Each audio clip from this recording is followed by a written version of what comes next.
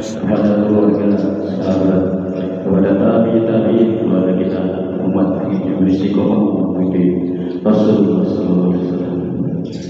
Mari kita bersama-sama kita membaca surat Al-Fatihah dikhususkan kepada orang tua kita yang sedang sakit, yaitu Ibu Hajah Nasih di sini. Mudah-mudahan kita Allah akan sembuhkan bagi manusia kala dia mengisi dosanya. Al-Fatihah. Bismillahirrahmanirrahim. Alhamdulillahirabbil alamin arrahmanir rahim maliki yaumiddin. Iyyaka na'budu wa iyyaka nasta'in ihdinas siratal mustaqim siratal ladzina an'amta 'alaihim ghairil maghdubi 'alaihim waladdallin. Sekali lagi Al-Fatihah teruskan kepada ahli guru kita, kepada orang tua kita, guru kita, kiai, guru Islam Islam macam jalan ini kita doa sama-sama. Mudah-mudahan yang bisa dosanya dibahaskan dalam kuburannya. Al-Fatihah. A'udzubillahi minasyaitonir rajim. Bismillahirrahmanirrahim. Alhamdulillahirabbil alamin arrahmanir rahim maliki yaumiddin. Iyyaka na'budu wa iyyaka nasta'in ihdinas siratal mustaqim siratal ladzina an'amta 'alaihim ghairil maghdubi 'alaihim waladdallin. Acara selanjutnya adalah kajian pagi minggu ini yang disampaikan oleh Bapak Al-Mu'allim Bapak Haji Muhammad Nurul kami persilakan.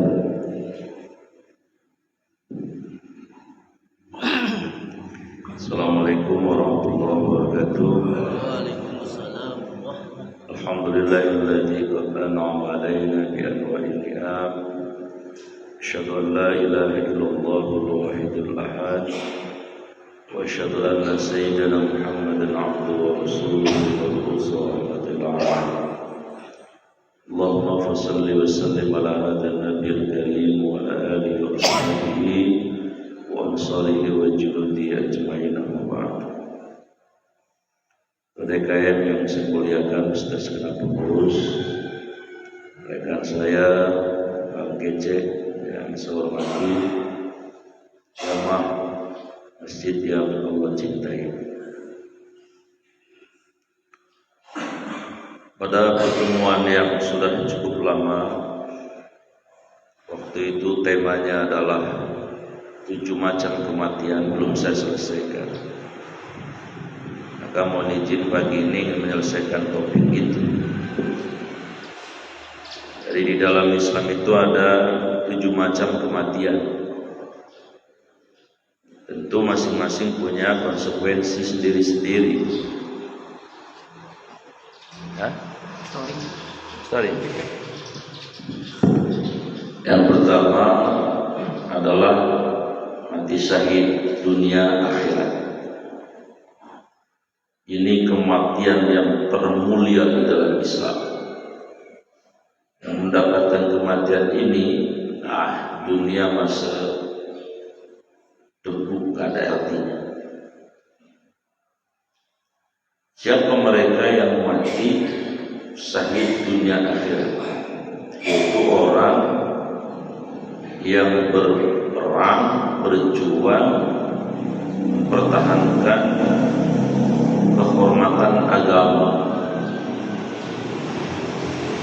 lalu meninggal. Dengan catatan syaratnya 3. 1, musuhnya orang kafir. Jangan perang musuhnya orang Islam. Si Imran sama si Udin perang, sama-sama Allah Akbar. Dan mati sangit itu. Yang kedua syaratnya medannya medan perang, bukan lagi damai kayak di Indonesia. Ya lagi damai perang sama siapa?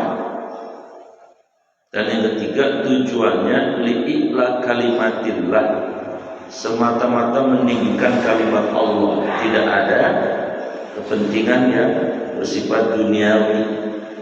Kalau ada orang yang kayak gini perangnya, matinya syahid dunia akhirat kalau mati. Pertanyaan saya, ada nggak dicatat kayak gini? Nah, ada.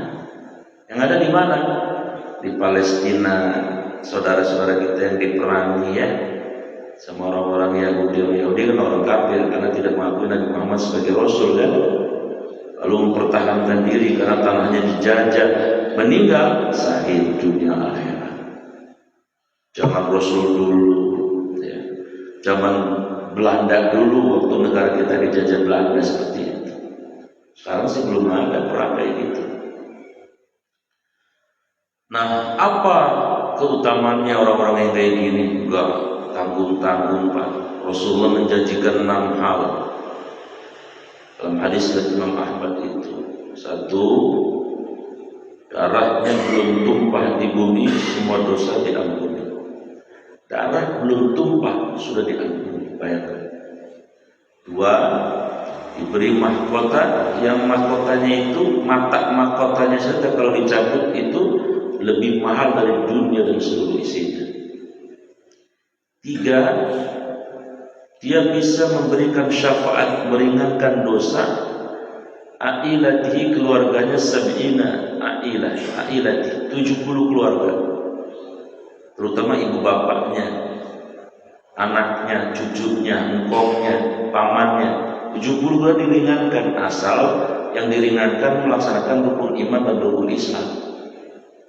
Ya kalau yang keluarganya orang di luar Islam ya nggak dapat. Yang keempat, tidak dihisab kecuali punya utang. Karena enak banget Pak, mati nggak dihisab. Ya Allah, hisab itu kan panjang betul waktunya, apalagi orang-orang kaya tuh. Memang orang kaya di dunia enak, fasilitasnya serba ada, tapi nanti perhitungannya tiap rupiah detil bener Pak. Dari mana kamu dapat harta ini? Kemana kamu belanjain? Kalau dari mananya saja sudah salah, dari tempat remeng-remeng Tuhan, keplak kepalanya itu. Nah kemudian berikutnya adalah keutamaan orang yang mati syahid itu, mereka tidak mati. Di surat Al-Baqarah itu, wala taqulu lima yuqtal fi sabilillah bal ahya walakin la tashkur. Mereka tidak mati, mereka hidup. Cuma kita yang di dunia nggak melihat mereka. Maka disebutkan dalam hadis ya, orang-orang yang mati syahid di akhirat ini, mereka ditaruh oleh Allah di paruh burung yang berwarna hijau, dan burung ini bebas keluar masuk surga, surga yang top lagi. Dan mereka diberikan rezeki yang kita tidak bisa melihat di dunia ini. Bahkan sempat ditanya sama Allah ketika orang-orang mati syahid di akhirat ini, yaitu ketika perang Uhud. Kan yang meninggal antara lain Mus'ab bin Umair, pamannya Nabi Hamzah bin. Kemarin saya waktu di Tanah Suci, kemarin 4 hari yang lalu saya berziarah ke makam Uhud itu. Subhanallah. Nah mereka ketika meninggal ditanya sama Allah, hai hamba-hambaku yang telah berjuang di jalan agama, apa kira-kira kebutuhan kalian? Mereka bilang, wahai Allah, kami sudah tidak butuh apa-apa karena kenikmatan yang kami rasakan dasarnya luar biasa. Allah sekali nanya, kira-kira kalian mau apa? Ada keinginan apa? Cukup ya Allah, yakfi ya Allah, yakfi ya Allah. Puncaknya, padahal belum di surga, baru dapat visa masuk, keluar masuk surga. Akhirnya ditanya lagi sekali kepada Allah, kalian pengen apa? Kalau kami boleh izin, jika kami memang diizinkan untuk meminta sesuatu, kami minta satu saja ya Allah. Apa? Sampaikan ke saudara-saudara kami yang ada di dunia agar berjuang dan berperang melawan orang-orang kafir yang memerangi, sehingga nasibnya seperti kami, mendapatkan puncak kenikmatan yang tiada tara. Itu ternyata. Jadi maksudnya begini, selesai perang Uhud itu para sahabat itu ngobrolin yang meninggal, 70 syuhada Uhud itu kan. Ternyata di sana juga mereka ngobrolin kita di dunia kan. Subhanallah. Nah, jadi mati yang pertama itu yang paling mulia, orang yang berperang melawan orang kafir, kita diperangi lalu meninggal. Kalau Bapak pengen begitu, boleh. Jadi Bapak harus ke Palestina dulu. Ya, Palestina di sana. Tapi fisiknya harus kuat di sana. Kalau ke sono kita malah masuk angin, minta dikerokin. Ribet urusan. Mujahid itu harus luar biasa. Yang kedua, kematian dalam Islam namanya mati syahid akhirat. Siapa mereka? Di antaranya disebut dalam hadis Imam Muslim ya. Syuhada khamsah.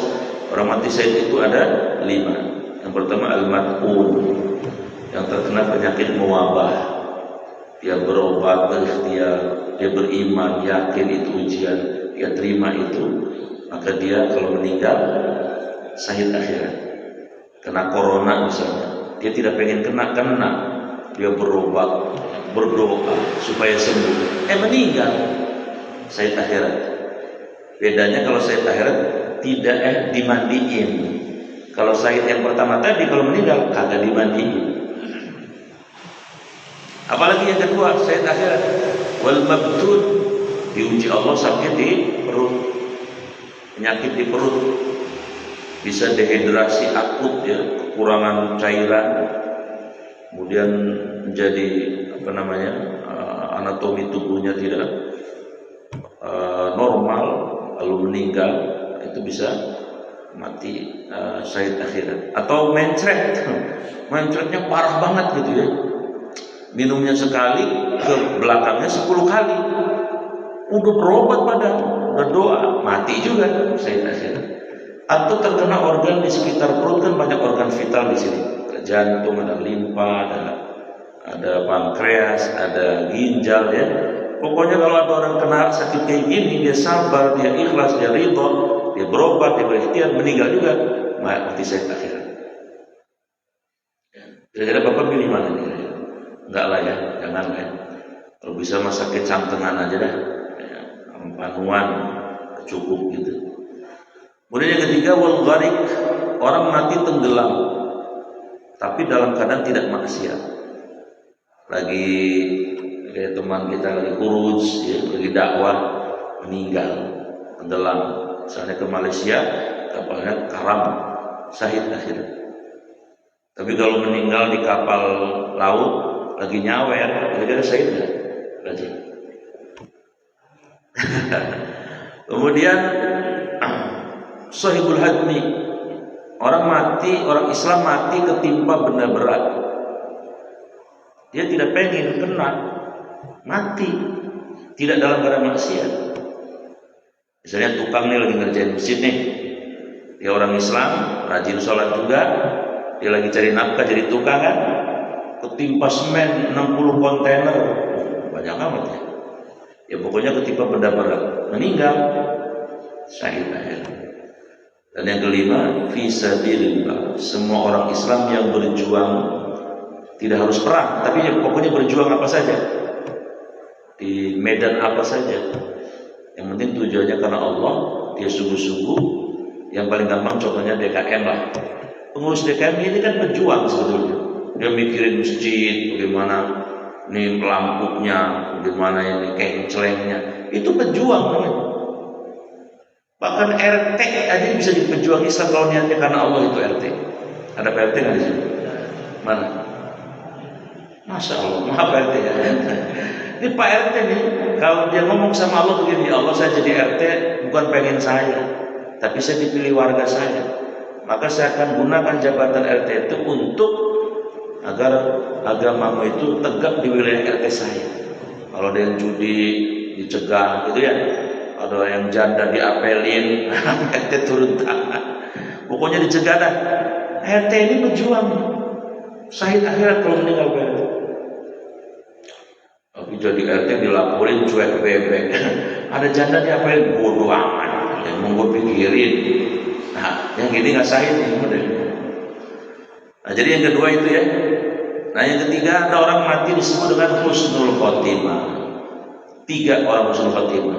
1, dari kafir begitu mau mati jadi Islam.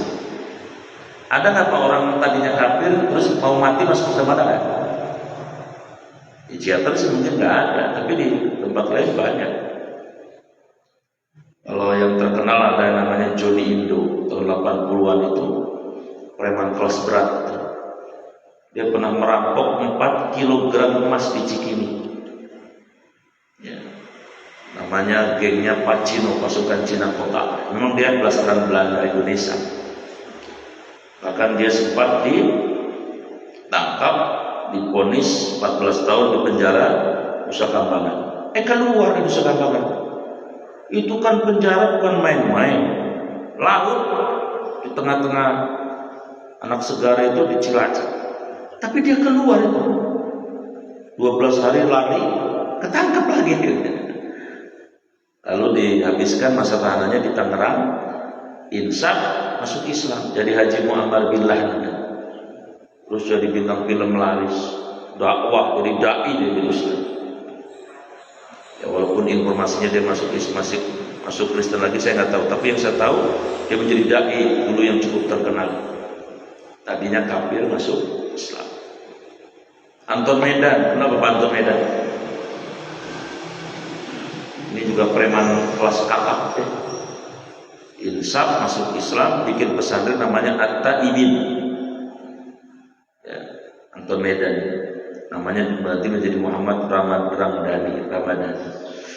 Jika dia meninggal, lalu menjadi seorang dai ustaz yang cukup dikenal. Jadi husnul khotimah itu dari kafir mau meninggal masuk Islam. Dan yang paling beruntung siapa? Kalau yang model ini, hari Minggu nih masih kafir, malam Senin masuk Islam. Hari Senin mati, itu paling beruntung. Masuk Islamnya malam lagi waktu mau tidur, jadi dia nggak punya dosa apa. Lalu dia bawa iman, surga selamanya. Bapak mau nyobain? Boleh. Tapi nego sama malaikat Israel, matinya supaya jangan lama-lama. Begitu dia masuk Islam syahadat, dia belum punya dosa, mati di surga selamanya. Dan yang kedua, husnul khotimah itu orang yang tadinya preman, bergajulan, begitu mau meninggal dia jadi orang masjid, yang rajin ibadah. Ini juga husnul khotimah. Nah yang ketiga adalah ya tadinya memang dia malas ibadah, malas ini, malas itu, begitu mau meninggal dadakan jadi insaf, rajin, tobat dan sebagainya. Maka dia juga husnul khotimah. Itu macam model yang ketiga. Jadi syahid dunia akhirat, sakit akhirat, husnul khotimah. Yang keempat, mati lazim. Maksudnya gimana mati lazim? Ya emang udah waktunya mati. Kalau kita dengar berita ya innalillahi wa inna ilaihi rajiun, telah meninggal dunia dengan tenang. Qaumiun. Warga kan dengar tuh. Oh, qaumiun. Ya udah waktunya mati dia memang. Umur 70, 80. Ini mati lazim. Nah, yang begini tergantung amalnya nanti. Bahagia dan tidak bahagianya tergantung amalnya. Di barzah bahagia dan tidak bahagia tergantung amalnya. Itu namanya mati lazim. Yang kelima, ada yang disebut dengan mati su'ul khotimah. Ini kebalikan dari tadi husnul khotimah. Apa itu su'ul khotimah? Tadinya Islam, begitu mau mati kafir. Ada nggak yang kayak gini modelnya? Zaman dulu tahun 80 ada seorang kiai, saya ingat betul, namanya Kiai Junedi. Dia kiai, bapaknya kiai, masuk Kristen Pak.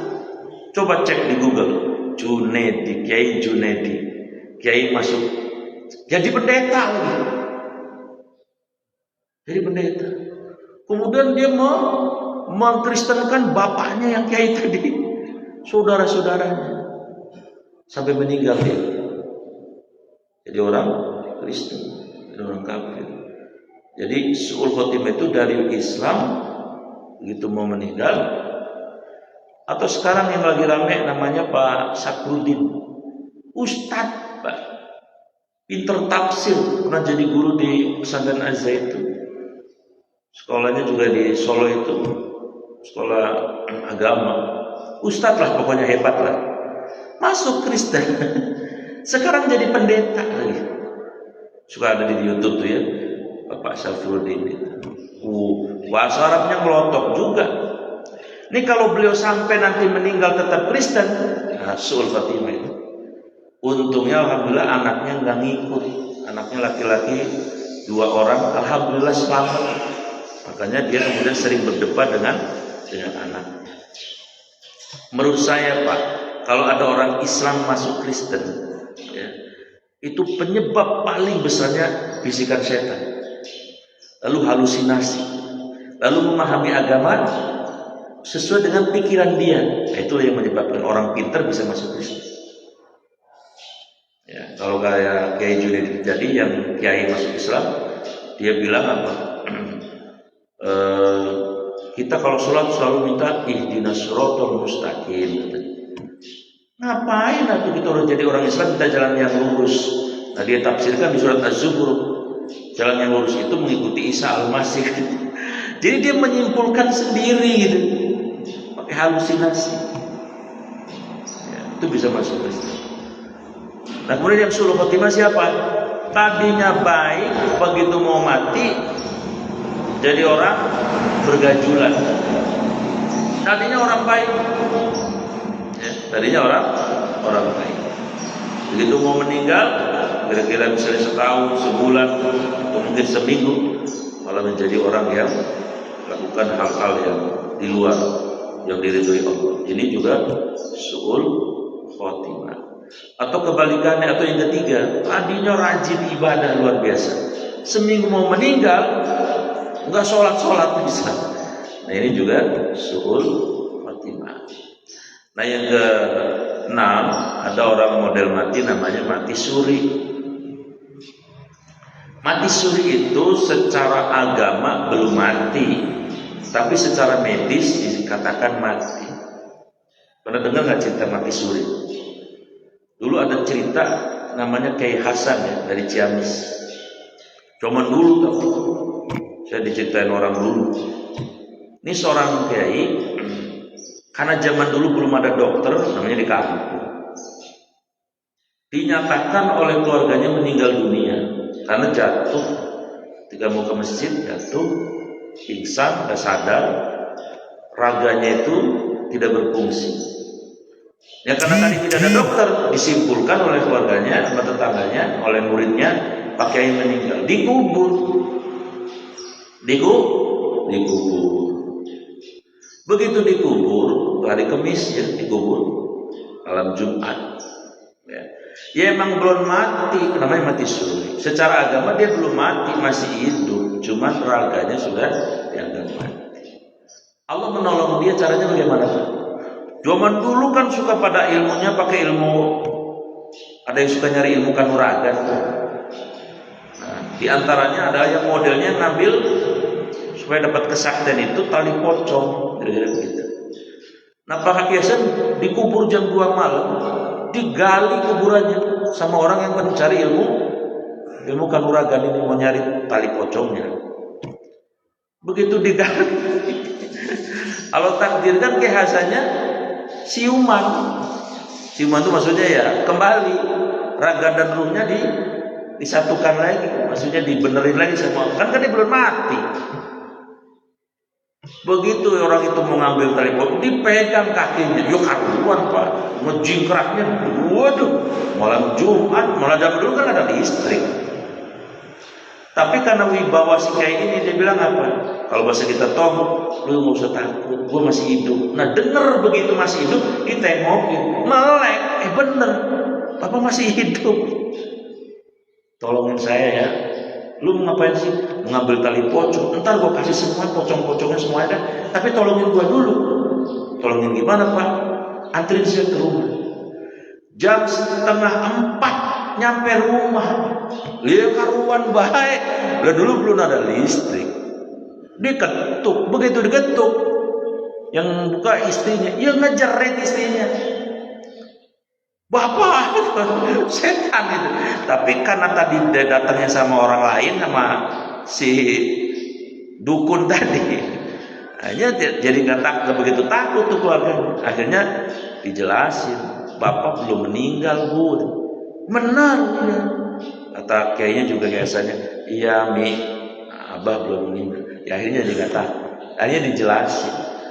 Dijelasin. Itu pocongnya tadi si dukunnya udah lu bawa lu sono pocong sama buat lu semuanya gitu. Hanya pakai Hasan mandi dan sebagainya, sholat di masjid, geger di masjid. pakai hasrat hidup lagi. Nah, keluarganya, istrinya jelasin, ayah abah belum meninggal. Ya, akhirnya lama-lama pada nggak tahu. Ya kayak gini nih umpamanya, yuk jangan haji dah siapa ya. Umpamanya adalah ya di sini yang biasa kayak gini kan, udah meninggal tadi, sholat subuh gitu, kira-kira gimana bapak? Sholat subuh nggak di sini? Alah, goroh baik berani, takut. Singkat cerita, hanya pagi asan hidup lagi. Ya. Ini namanya mati suri. Jadi mati suri itu mati yang secara agama belum mati, tapi dianggap mati. Itu kalau di TV kan suka ada tuh yang acara King Andy ya, pengalaman mati suri. Coba di itu ada seorang perempuan yang pengalaman mati suri. Dia mau dikubur udah lama itu, 3 hari beberapa hari hidup lagi dia di atas izin Allah tadi. Ada yang mengeruk kuburannya tadi. Nah yang terakhir yang ketujuh ada namanya mati qati'un nafs, mati yang dilaknat. Apa itu? Mati bunuh diri. Dalam Islam mati ini dilaknat. Dalam hadis Muslim Rasulullah mengancam ya, manil ladzi yukhadu syai'a liqatil nafsihi wa yu'adibuhu. Siapa yang berani-berani mati bunuh diri, maka kata Nabi nanti di akhirat alat yang digunakan untuk bunuh diri itu akan menyiksa dia sampai hari kiamat. Umpama ada orang minum racun bunuh diri, Pak. Kan bunuh diri haram, minum racun. Orang Islam nanti di akhirat dia kerjanya tiap hari minum racun yang racunnya itu berjuta kali lebih berbisa dari dunia. Dia akan melong menjerit. Kalau ada orang mati nembak, kepalanya ditembak, dor mati, bunuh diri. Nanti di akhirat dia kerjanya nembakin kepalanya dia, pecah, jadi lagi pecah, terus sampai harinya. Makanya mati bunuh diri itu diharamkan, dilarang. Wala ta'yasu min rauhillah, kata Allah, apapun urusannya orang beriman tidak boleh bunuh diri. Kenapa? Karena penderitaan di dunia ini hanya setetes dibanding kenikmatan akhirat yang seperti lautan. Sesusah-susahnya orang beriman masih punya Allah, maksudnya begitu. Inilah 7 macam kematian. Silakan pilih yang mana. Maksudnya bukan pilih, minta kepada Allah mati yang terbaik. Kalau nggak sahid dunia akhirat, sahid akhirat. Minimal kita minta sama Allah, Allahumma inni as'aluka husnal khotimah. Ya Allah, wafatkan saya dalam keadaan husnul khotimah. Mati husnul khotimah itu mati dalam keadaan ibadah. Ada orang lagi azan meninggal, ada orang lagi sholat meninggal, itu namanya husnul khotimah. Itu mudah-mudahan kematian kita semuanya. Amin ya rabbal alamin. Sebelum tutup mungkin ada pertanyaan 1-2 tema ini atau di luar ini, silakan kalau ada. Enggak usah. Hah?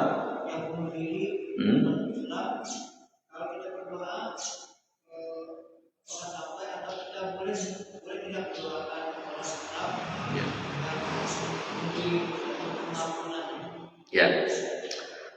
Menentukan doa itu sampai atau tidak sampai itu haknya Allah ya. Kalau pertanyaan boleh atau tidak, boleh, tapi mintanya supaya dia diampuni. Sama seperti begini, orang kafir kita boleh doain, tapi doanya supaya dapat hidayah. Tapi kalau sudah mati, tutup, selesai. Sejahat apapun orang, yang penting dia masih ada iman di dada. Ya, maksudnya masih mengakui Allah sebagai Tuhannya, Nabi Muhammad sebagai nabinya. Kita yang hidup itu diwajibkan untuk mendoakan mereka supaya Allah mendapatkan rahmat. Karena rahmat Allah itu lebih luas dari dosa manusia apapun adanya. Ya. Jadi itu nanti urusan haknya Allah. Ya. Kita mendoakan dapat pahala. Kita mendoakan dapat pahala besar itu. Bukan orang.